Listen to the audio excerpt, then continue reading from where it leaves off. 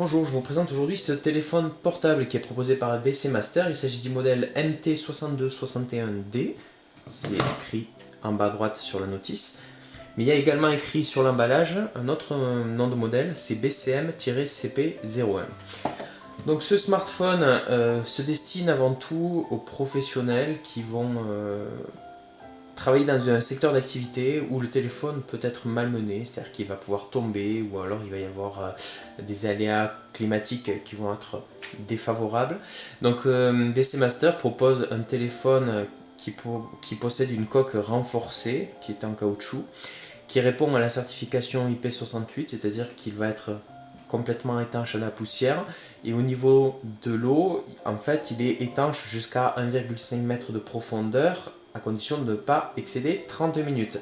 L'accès à la batterie et aux deux cartes SIM ainsi qu'à la micro SD se fait par le biais de ces deux vis qu'il convient de retirer. On a une petite caméra à cet endroit-là. Pas de caméra frontale, donc pas possibilité de faire des selfies. Et ici, c'est pour le haut-parleur. Sur les côtés, on a l'accès à la fiche jack stéréo 3.5 ici. Et là, c'est du micro USB. L'accès à ces fiches se fait en notant le revêtement en caoutchouc qui est jointé justement pour préserver l'étanchéité du téléphone. Et de l'autre côté, on a un bouton qui va permettre d'activer la lampe torche intégrée qui se trouve ici. Et quand on l'active, eh bien, on se rend compte qu'elle a un éclairage relativement puissant. Voilà, alors j'aimerais vous montrer ce que ça donne en condition. Voilà. Et dans une pièce plongée dans l'obscurité, eh bien, on a un très bon éclairage. Et on a différents niveaux d'intensité d'éclairage ainsi qu'un mode SOS. Comme je vous montre sur la vidéo. Voilà. Au niveau du menu principal, là c'est l'interface qui se compose donc de 9 onglets. C'est une présentation un peu à l'ancienne, hein. Ceux qui ont connu les téléphones portables à la fin des années 90 et début des années 2000 ne seront pas dépaysés. Donc là le centre d'appel, le répertoire téléphonique, l'accès à la caméra, on peut faire des vidéos également. Au niveau de la caméra, la résolution maximale photo est de 640 par 480, donc on est sur du VGA.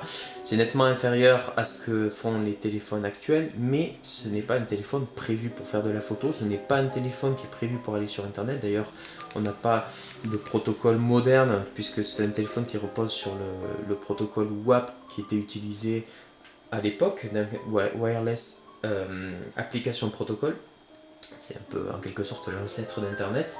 En fait, l'intérêt de ce téléphone va être justement dans le fait qu'il soit très fonctionnel, qu'il réponde aux besoins des professionnels qui reçoivent de nombreux appels tout au long de la journée, et puis qu'il soit résistant.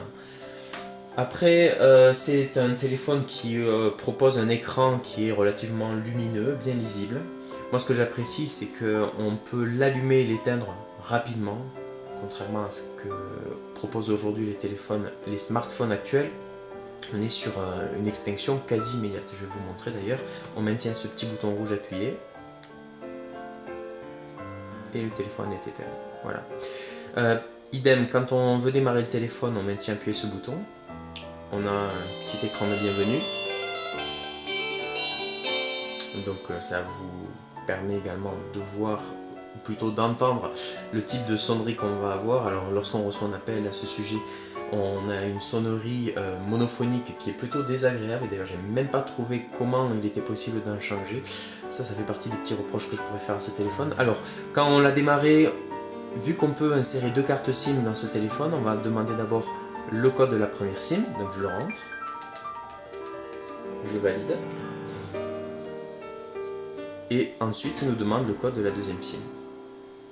Et il va être possible dans les menus du téléphone de choisir d'activer les deux SIM ou une des deux. Par exemple, si on a une SIM pour la ligne privée et puis une SIM pour la ligne professionnelle et qu'on est en week-end, on va désactiver la SIM dédiée au boulot. Voilà, après, qu'est-ce que je n'aurais pas encore dit sur ce téléphone? Au niveau du réseau, je trouve qu'il capte bien par rapport à mon Samsung Galaxy S7 et puis par rapport au S6. Eh bien, je trouve qu'il capte même mieux, puisque dans une zone où il y a très peu de réseau, ce téléphone arrive quand même à recevoir les appels, alors que le S6 et le S7 basculent direct sur le répondeur. Donc ça c'est quand même pratique. J'ai inséré directement la carte micro SD de mon Samsung Galaxy S7 64 Go dans ce téléphone, elle n'a pas été détectée, donc ça c'est un bon point à savoir.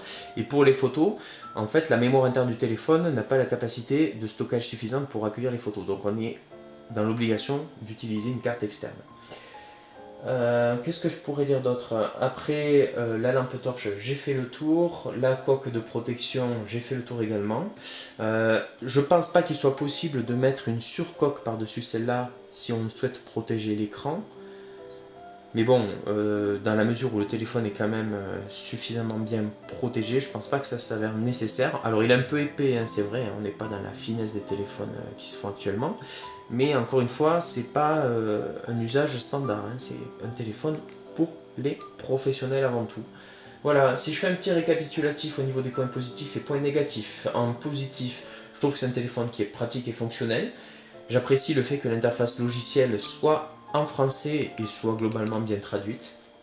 L'écran en couleur, je le trouve lumineux. J'apprécie le fait qu'il ait deux cartes SIM qu'on peut rentrer. Ah, je ne l'ai pas dit, mais la carte SIM numéro 1 doit être au format standard et la carte SIM numéro 2 doit être au format micro SIM. Donc il vous faut avoir les adaptateurs qui permettent, par exemple, si vous avez une carte nano SIM, de pouvoir basculer en mode SIM standard ou alors en mode micro SIM, parce que le téléphone n'est pas fourni avec ces adaptateurs.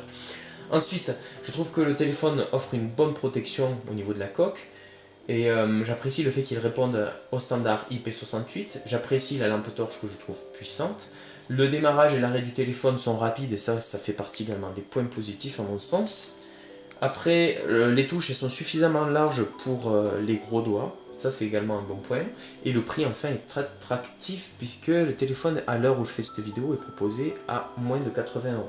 Au niveau des points négatifs, c'est dommage que l'écran ne soit pas tactile. La qualité photo et vidéo très moyenne. La sonnerie est plutôt agaçante, elle est monophonique et pour moi c'est clairement une sonnerie d'une autre époque. Le téléphone aurait dû évoluer quand même avec son temps. La caméra frontale est absente, mais encore une fois, pour un téléphone professionnel, c'est un peu superflu. Par contre, ce qui est regrettable, c'est l'absence de l'internet entre guillemets moderne, puisqu'on a simplement le protocole WAP. L'absence d'adaptateurs nano SIM vers SIM et nano SIM vers micro SIM. Le fait que la notice ne soit pas traduite en français, ça c'est dommage, et qu'elle ne rappelle pas et qu'elle ne donne pas les spécifications techniques de l'appareil. Sinon, c'est avec plaisir que j'en aurais parlé, mais là en l'occurrence, je n'en dispose pas. Enfin, au niveau de l'oreillette, des oreillettes qui permettent d'écouter de la musique, eh bien on n'a pas de revêtement en mousse pour améliorer le confort d'utilisation, ça c'est bien dommage. Pour le reste, le téléphone il est vendu avec un câble micro USB vers USB qui permet de le recharger, un bloc d'alimentation, un adaptateur USB femelle vers micro USB, la notice et la boîte, vous la voyez actuellement, une petite boîte assez compacte et plutôt sympa. Voilà, j'espère que cette présentation vous aura intéressé, moi je vous retrouve prochainement pour un autre test, à bientôt. Petit aparté avant de boucler cette vidéo pour vous montrer l'intérieur du téléphone, notamment la batterie et l'emplacement pour les cartes SIM et pour la carte micro SD. Donc on commence par retirer les deux vis qui sont situées de part et d'autre. Donc tournevis indispensable. Une fois que c'est fait, on retire le cache. On accède à la batterie que l'on retire par le haut. Et derrière, en fait, on voit l'emplacement pour la carte SIM numéro 1 qui est ici, et l'emplacement pour la carte SIM numéro 2 qui est ici. Et ici, c'est l'emplacement pour la carte micro SD.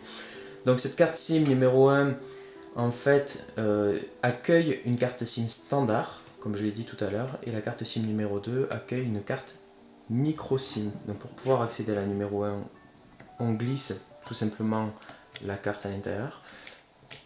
Alors, en l'occurrence, là vous voyez deux cartes SIM free. Et pour la numéro 2, il faut lever le cache en métal pour pouvoir retirer ou insérer la carte qui est à l'intérieur. Voilà, et quand je parlais d'adaptateurs, en fait, ce sont ces deux petits adaptateurs qui sont requis si vous avez des nano SIM. Voilà. Et en ce qui concerne la carte micro SD, bien, il suffit de lever le cache également pour pouvoir la retirer. Voilà pour la présentation de cet intérieur de téléphone. Je vous dis à bientôt. Au revoir.